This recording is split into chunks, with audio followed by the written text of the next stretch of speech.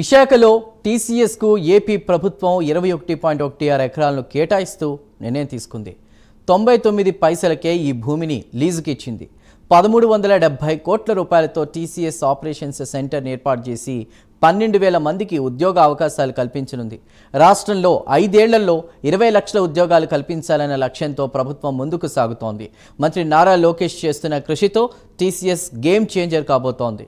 Andhra Pradesh IT పెట్టుబడులను ఆకర్షించేందుకు ఆయన ప్రణాళికాబద్ధంగా ముందుకు సాగుతున్నారు. ఫలితంగా గత 10 నెలల్లో 8 లక్షల కోట్ల పెట్టుబడులు, 5 లక్షలకు పైగా ఉద్యోగాలు కల్పించేందుకు వివిధ పారిశ్రామిక సంస్థలు ముందుకొచ్చాయి.